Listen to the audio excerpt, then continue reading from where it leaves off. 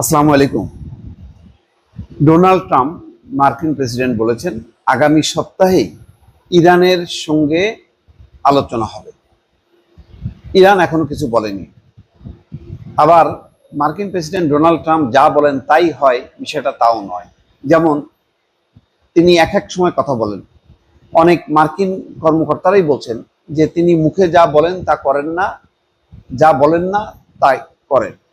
অর্থাৎ কখন কি বলছেন কি করছেন কিছুই বোঝা যায় না।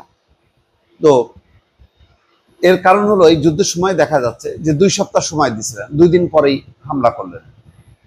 হামলা করার পর একদিন পরেই 24 ঘন্টার মধ্যে ইরানও হামলা করার সাথে সাথে ইরানকে আবার ধন্যবাদ জানিয়ে বলছে যুদ্ধবিরতি।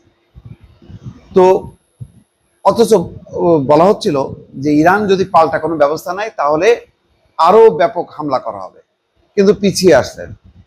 অর্থাৎ কোনো স্থিরতা নাই। মানে এত খেলাধুলা করেন তিনি যে কোনটা তার মুখের কথা, কোনটা সত্য কোনটা অসত্য, এটা বিশ্লেষণ করা খুবই কঠিন। যেমন এখন বলেন আগামী সপ্তাহেই হবে।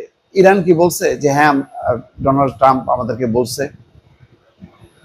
এরকম কিন্তু কোনো স্বীকারোক্তি এখনো পাওয়া যায়নি। তারপরও অন্তত এটা বোঝা যাচ্ছে যে ডোনাল্ড ট্রাম্প আর এই যুদ্ধকে এগিয়ে নিতে চান না। তিনি একটা বড় ধরনের চাপের মধ্যে পড়েছেন, তার কমিটমেন্টের বাইরে সে চলে গেছে।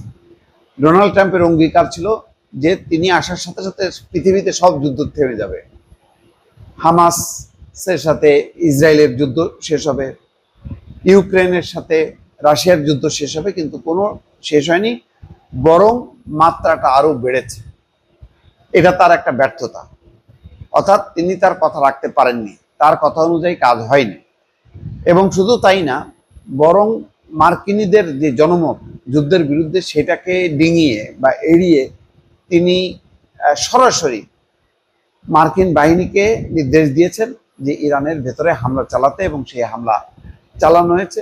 হামলা চালানোর পর তিনি বলছেন যে পারমাণবিক স্থাপনাগুলো সম্পূর্ণ ধ্বংস শেষ। আর পেন্টাগন বলছে, তাদের গোয়েন্দা রিপোর্ট বলছে যে না, ক্ষতিগ্রস্ত হয়েছে কিন্তু ধ্বংস হয়নি। ট্রাম্প আবার বিপদে পড়ছে, সে বলছে যে গোয়েন্দা এই রিপোর্ট অসত্য, মিডিয়া অসত্য রিপোর্ট প্রকাশ করছে।